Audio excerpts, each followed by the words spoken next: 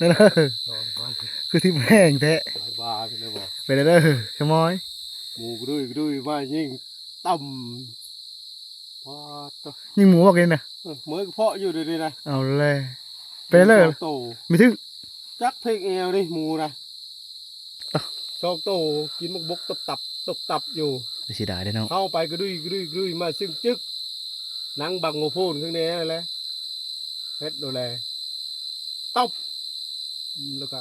ทึ่นเฮิงเติบมันยังทึ่นนะเอาหมูนะว่ามันลงกับทีจะมอยอยู่อืมกลับทักทายสบายดียามแรงๆเด้อตอนนี้กาชีกำลังสีออกหาร้านแรงก่อนไปผู้เละกุ้งให้ที่มื้อเช้านี่นะยิ่งมีทึมื้อเช้านี่แล้วก็ชีไปหายากระลับพร้อมกับปันเดียวกับปันปลาซิวเพิ่นกลับกะคนละ5-6ด่างนี่แหละครับกะเห็นนั่นกกระบกกนะมื้อเช้านี่อันก็ได้กระแตกินเนี่ยจะเป็นมอดสิไปเชื่อกนั้นแหละ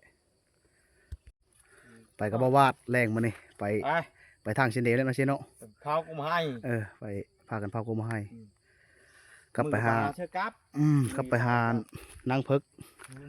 ก็ไล่ก็เหาะกินมากระโบกกนะพวกที่ว่าเมื่อกี้นี่พูดแหละความแกงกับบ้าอีตัวแรงมานี่ก็อันเห็นนะเห็นกบมาให้มื้อเช้านี่ไปมื้อเช้านี่เห็นกระเหาะ4-5 โตปุ๊แต่ว่าได้ยิง2 บาทกระเหาะบริจักโตตัวแรงวันนี้ไปแก้มือใหม่ก่อนก็เหาะหลายดีอยู่พานั่นนะแต่ว่ามีท่าอยู่พานะกะกบมาให้กบนึงไปกับวาดตัวแรงมาเนี่ยไปลาเรากินมาให้ก่อน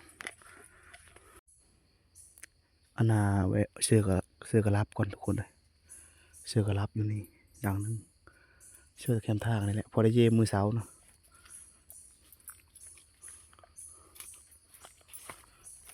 มามือเสานี่กระแตก็ในบุกเก็ตกระบุกเก็ตอยู่มุมนี้เลยนี่เห็นบุกเก็ตนะ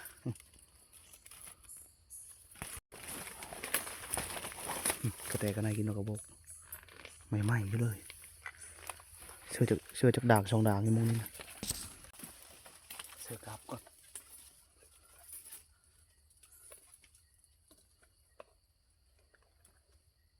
เอามากระบอกซื้อ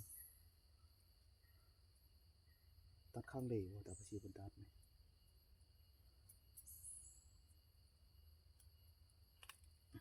แข็งครับ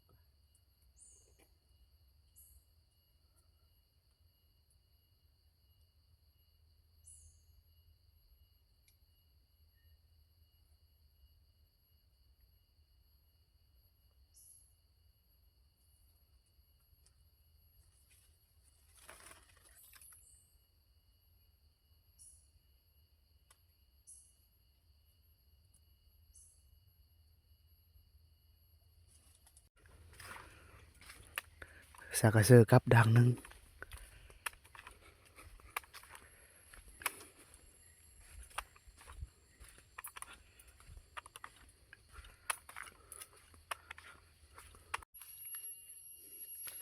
ปลา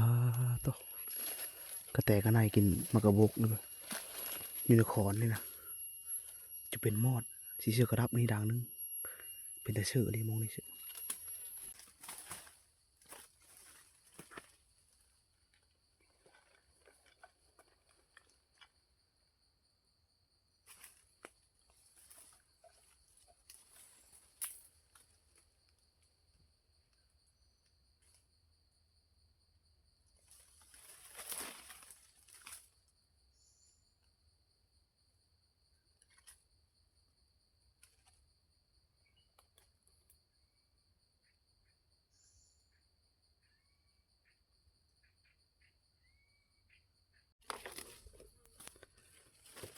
เรียบร้อยเป็นด่างที่2เสื้อกระดับ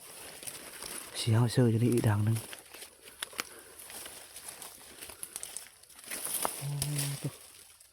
กระแตก็น่ากินมากระบอกนี่ก็ลายจะเป็นมอดแถวนี้นะจะกระเหาะจะกระไนได้กิน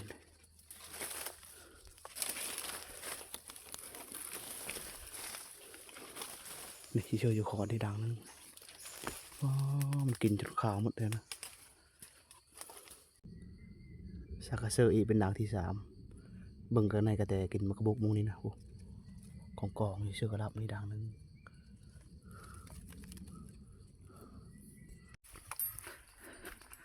าวาดเพิ่นย่างก่อนเพิ่นไปเบิ่งกบมาให้ก่อนนะโซนบ่าวสั่งครับเสื้อก็รับไปนำทางยังบ่ทันฮอดกงให้แต่ว่าตอนนี้ก็กำลังลงมันแกงกะบ้า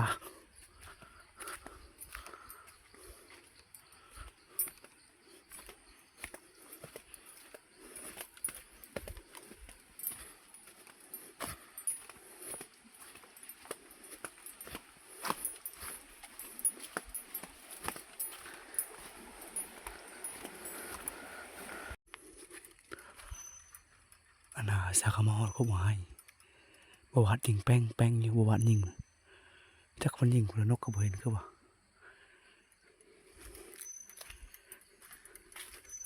ยิงก็เล่นนะบ่จัก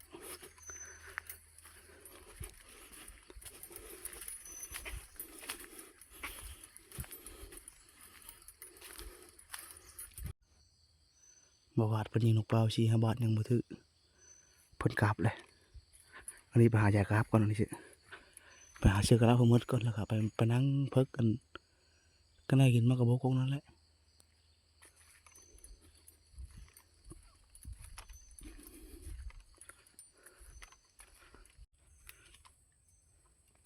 ไว้เอาไปเชือกกราบอีกก่อนมันมดเสียยังกราบสีด่างนึงมันยากกระลับอย่าหาหนึ่งกัน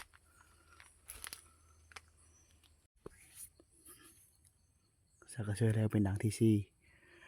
ยังอี3 ด่างมาเนี่ยกราบ7 หลัง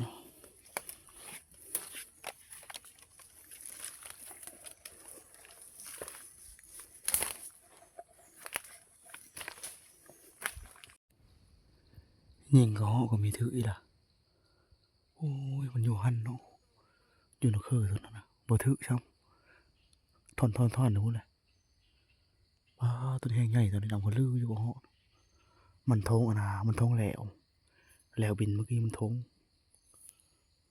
มันอยู่นี่ตัวบิดนะบ่เห็นมันนี่อยู่ในคือตัวนั้นดำน้อยๆนะมันบ่เห็นมันหกเลยอ่ะหาเราชื่อกราฟอีกก่อนกราฟก็ยัง2 ด่างครับก็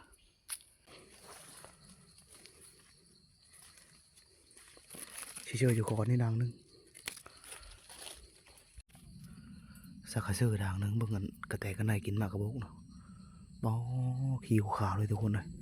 นี่ซิมาเซอร์อยู่ขอนนี้นี่เนาะตัวขอนนี่ครับพวกนู้นกระแตกันไหนก็เหาะกินมากกระบอกนี่แถวนี้นี่ปุ๊บนี่จุดขาวมดขอนนี่ถือว่ามืดกระลาบเมานะเราหายิงก่อนมานี่ตอนนี้ก็4 โมงไปปลายเลยเคยจะค้ำจะมืดเลยสักก็ยิงก็6 บาทนึงป้าเอาโกงมาซื้อแต่ละถึกกันแถวนี้นะแต่ขอนเอาโกงมาซื้อ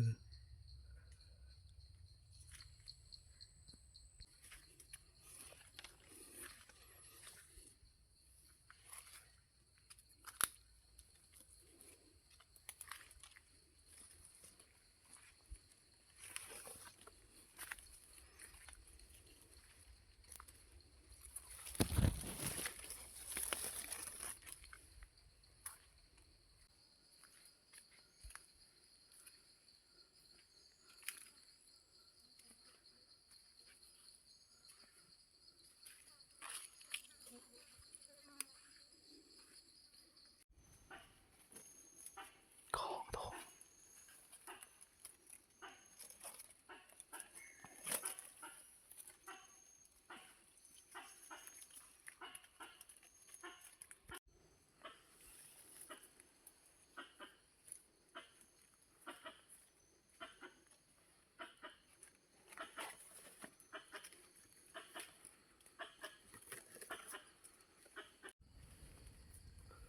เจ้าก็เหาะก็บ่ได้ยิงซ้ำก็เหาะ2 ตัวของท้องนะกระทู้พดเอานะยังเห็นก็เหาะอะตัวนี้อยู่นี่บ่ทันยิงมันตัวนี้นะมันเห็นก่อนป้าก็เหาะ2 ตัวค้ำมือตื่นตาแล้วป่ะนี่มืดข้างดงเลยป่ะนี่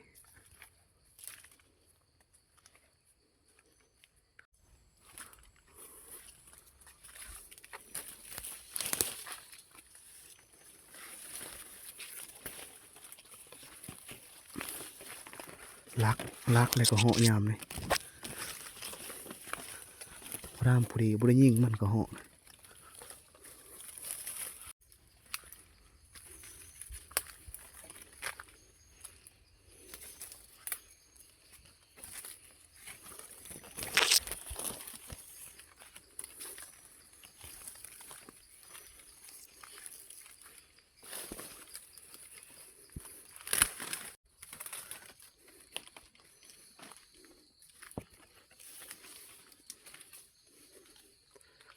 ว้าตัวบนปลายสิพันจนเมยก็เหาะก็บ่ได้ยิง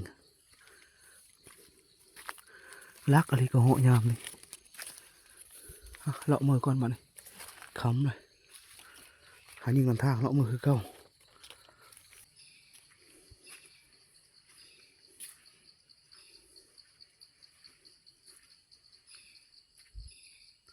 หอยหมูป่าไม่ก็บ่เห็นเลย เห็นอยู่แต่ว่าหอยหมูป่านะแต่ว่าจักเก้าจักไม่เลยผลบ่ได้ห้ามนะเก้าคือไม่คือเก้าโอ้ก็แตกกระตาอันอาศัยบาวาดยิงนกกินมาให้กะมือละจักจะกินพอแหลกแมลงนะกินนั่นแหละกินมีอยู่ในแห้ง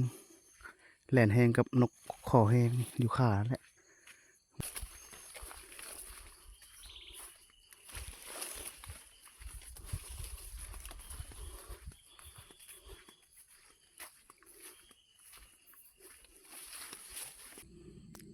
สีคอยจอบไปเจาะเบิ่งก็มาให้ยันก็เหาะเฮานะตอนแรก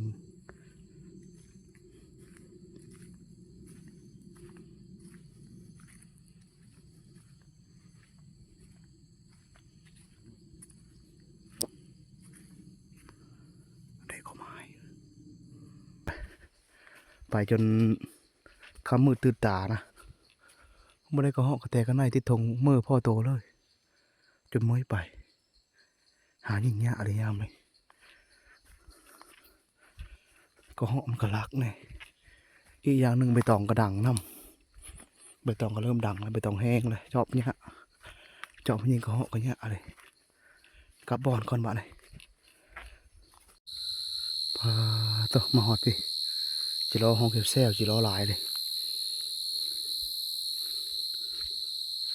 เลือกเอาเสียมาเอาเสียมาคุดจะรอโคกินแซบ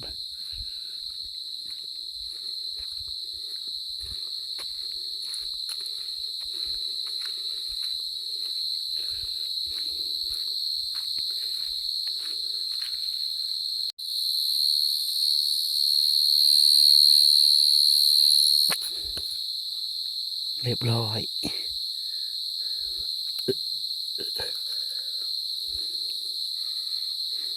สองตัวเลย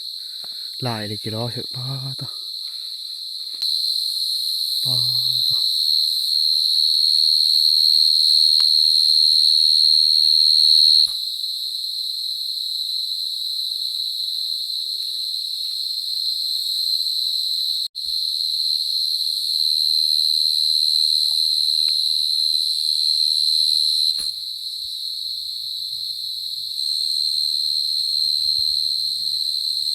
นี่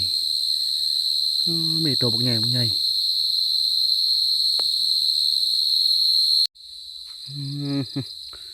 ยังบ่มีผู้มาจากคนข้าวก็ทันนิดนึงข้าวท่าข้าวประวัติเข้าไปเลยผ่านไปซิวก็ยังบ่มาสงสัยไปหาลัดหมูเลยแต่เบิ่งเลยดังเพื่อนดังไพ่นึ่งข้าวก่อนพอเลย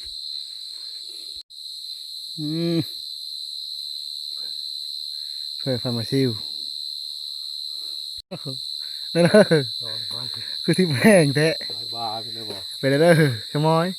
หมูกระดุยมายิ่งต่ำว้าตัว ยิงหมูบอกเลยนะ เมื่อเพาะอยู่ดีๆนะ เอาเลยไปเลย โต มีถึง จักเพกเอวดิหมูนะ เฮ็ดเลิศกะ เลิศมีเบิ่งเลิศมา นี่ พูดเห็นอันนั้นมีถึงเลยย่าเลย ถึงแล้วนี่คือกะไก่ฉันเลย ก็พี่ไก่ไปเลยได้ซ้ำมันนี่อะไรกุ๊กเปยซ้ำกุ๊กไม้ตัวนี้นี่ โอ้ย มัน ถึง สิบเมตร ถึงแล้วฉันมันวันนะ หมูมันก็ซึ่งแล้วก็ ตรึทึดไปเลย เออ ไม่ได้นำเลย ถือแล้วถือแล้ว แล้วก็เหมยเลยหมูเพกแอลได้หมูนะ ต่อ ชอกโตกินมักบกตบตับอยู่ ไม่ใช่ได้เด้อน้อง เข้าไปก็ดุยมาซึ่งจึกหนังบังโงโพนข้างในนั่นแหละเฮ็ดดูแลตบแล้วก็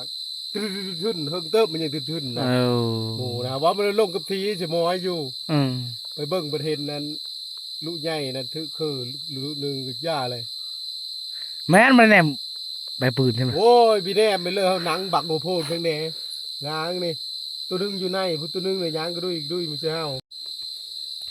น้องพี่เลาะหันป้า เออ หายเลย โอ้ยเนาะโอ้สักกะมาฮอดบอลจุปืนจุไผ่อันหนึ่งเข้าก็ผ่านประชิวเพิ่นก็ยิงหมูเต็มลำกล้องคนเบาแต่ว่าลูกนึงบ่เห็นลูกอยู่คือเลยเพิ่นบ่นำเลยหมูจักถือบ่ถือสงสัยสิถือฮะมื้อเช้าพุ่นแหล้วจังพากันไปนำเบิ่ง กลางไปเบิ่ง อืมเกือบไปช่วยจุเนาะชิวเนาะ หมดอารมณ์เลยหมดอารมณ์ บ่สิโอ้เนาะ โอ้ย หมูบักใหญ่เพกแอวนี่ 3 คนเลยมือเต็มแห้งเต็มแล้ว เออฮะมื้อเช้า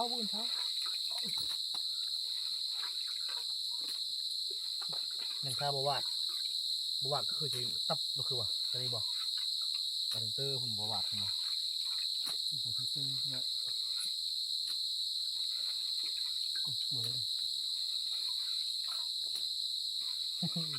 ผ่านมาชิวเจ็บแอวทันทีแล้วยิงหมูบ่ถึกนี่ น้ำมันฮอดบอดเอาไปลอย จนข้านมาบ่ หมูเด้มน้อยจังกว่าเพาะเห็นบ่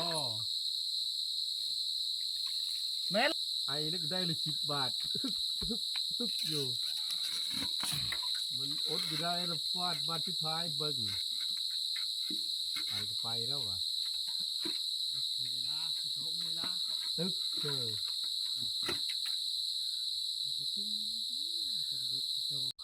จะตายจะมีตายแล้วแน่เชื่อมัน มันปิ้นหน้ามาเชื่อ กินน้ำมาเชื่อ ปิ้นหน้ามาเชื่อละมันเยอะอันโชยๆได้จังน้อยแล้วยิ่งเราเห็นแหละเห็นลูกปืนติดเคอลูกนึงน่ะพี่เห็นลูกใหญ่น่ะ เชื่อ2 ลูกบ่ เออ เด้อเชียวลงเตอร์นะพบบ่หมูนะ หมูปบเจ้า อ๋อ รอดเคอเตอทั้งทุกนั่นเองดอกเป็นแปดได้โลด เออ หมูอยู่ผู้เจ้าเพันรอดเคอเพันโลจกขึ้นพอดีโลดแลนทึนเท้าไปพันหันแลนลัด โอ้ย ไปลัดทางคิดเตอร์ก็ไปเห็นอ๋อดาบจัดน้อยหุ่นมาเลย ในผ่านมาชิวจนได้ทับตับแล้วเพิ่นว่าเอามาเจ็บแอวได้เพิ่นว่า เอ็ดเคอ ยิงหมูให้ถึง ทับกับยานนั่นก็จะเจ็บอัดคอ ทับไปเลยลอยล่ะเมย จะเป็นรอยมีหมูจะเดียวนะกะ ทึกเอิกเดี๋ยวเราหมูนะเพิ่นว่านะ ทั ทั บ บคือจะทำนะจัก นี่ถ้าผ่านมาชิวเพิ่นหมาเลยมานี่ในนก เช่นแล้ว ตัวโคตัวหนึงเพิ่นได้ พอเฮอมันได้แด้ บ่วาดครับ มาพอได้ตื่นเต้น บ่วาดเพิ่นก็บ่ได้จักโต ไม่ได้นะเมยไปอยู่คนนี้ โอ้ยเฮาก็บ่ได้คือกันยิงก็เหาะบ้านหนึงมีถึกชอบก็เหาะกันพ่อได้ยิงมัน เชลักนำถือนานา น้ำโมโฟยิ่ง โอ้ เลยกิน ยอายเลยเขาก็ โอ้ยเขา เพิ่นสิบ่ช่วยแล้วบ่วะเขายังบ่ทันเปื่อยจักหน่อยช่วยกินข้าวกินน้ำแล้วไปเบิ่งกันหมู่ในพันประชิวเพิ่นยิง สวาดเบิ้งครับเป็น เออ กับการเลย หาการเลย มีช่องย้อนพระเจ้าคือผู้หญิงนี่กัน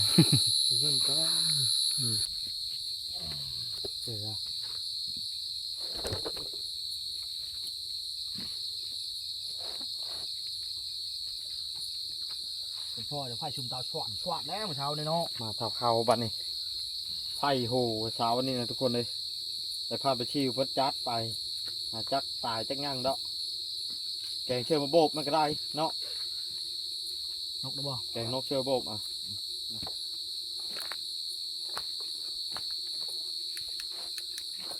3 คนหนึ่งเข้าหลายเนาะ เดี๋ยวเขาเห็น มา เขาเห็นบ่นะเชฟ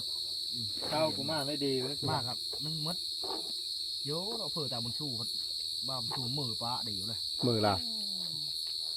ทำไมเราได้หมูมือคำนี่จะเบิ้งเงาเพิ่นเนาะโอ้ยอย่าหายเด้นะเมื่อเช้าจัดไหม ปีนี้ยันทตรีต้องจัก มาอย่าเว้านั้นแม่เห็นหนูเข็มเว้า จักรปัดนี่ไปใช้มาตาย เฮ้ยเรากินเชล แดงเชิญมาโบบ ลองชิมมึงบวาดมานี่ ขอโลยเสียละเนาะไปเช็ดกี่แล้วปีนี้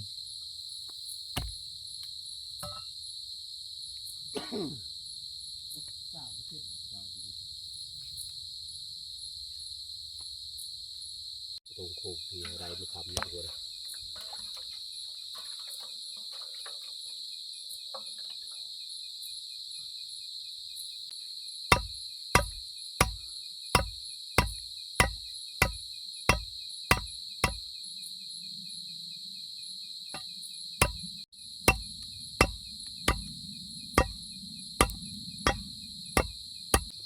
ไงล่ะคือทุกคนปะครับ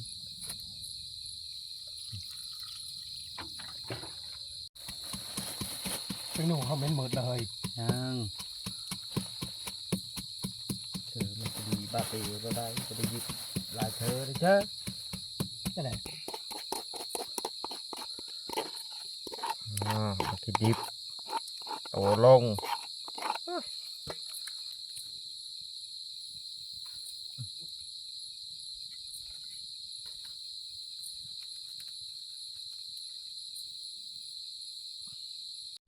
โอ้ยเข่งนกกระฟดแล้วสุกแล้วบาน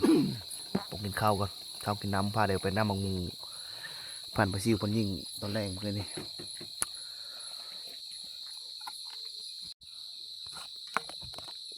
นี่มันงาม เข่ เล ง ย นกเสือมาโบบ งามเนาะ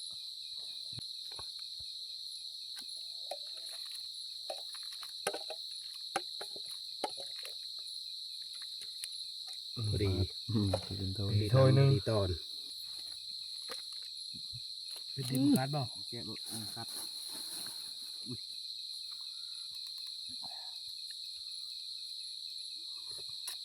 มากินข้าวเดี๋ยวเลยแซ่บข้าวหน้า เฮ้ยเฮ้ย Yep. เอาเจอปะเจอยุ่งเนาะ ชิมเลย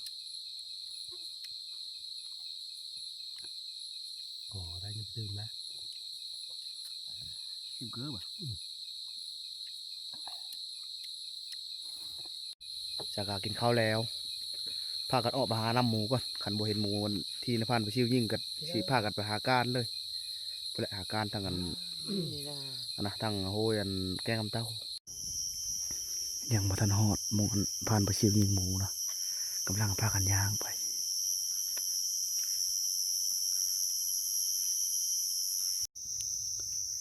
อันน่ะสาขามาฮอดนั่นหมุงอันผ่านไปชิวมันยิงหมูนะฮอดทางเวเลยน้องพิโลนี่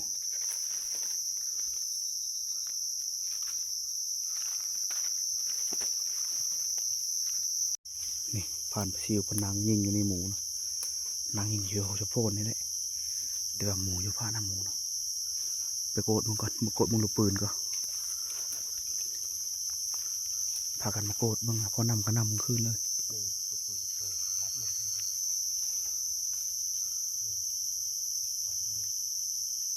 ช่องเงี้ยวหมูเฉยตามสังเกตเบิ่งพันธุ์ประชิวยิงหมูนะระยะยิงประมาณ15 เมตรหรือว่า17 เมตรประมาณคืออาชิถือหมูปะ หลังมันอ่ะนี่ อยู่ไม่ใช่แล้วเดี๋ยวนี้แหละ ทางกระดิ่งปีนี่ เชื่อว่าลูกปืนเห็นลูกมองเด้อ เฮ้ยน่าดูดังนั้นนะจะก็โย่เปิดกระหมูเลย ถือเลยหมูนะถือเลย ถือเลยหมูนะห้ามประกัน ถือร้อนง่ายนะถือ น่าเลยดูใหญ่เลย คือชอบปุ๊บนี่เห็นลูกใหญ่ลูกนึง พากันมานำหอยหมูก่อน เห็นลูกนึงสิไหม นำมึงเลิศบางอย่างมัน ลูกตับดอก มันนะลูกกลมนี่แหละ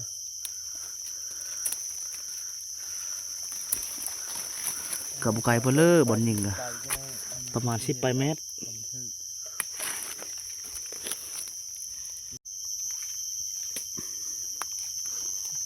ต่อผ่าน ากันมานำหมูกลางคืนเลยมันนี่เด็กหอยมันนะยังเล่นจะแล่นเจิงอยู่ว้าวยังบ่เห็นเลิศ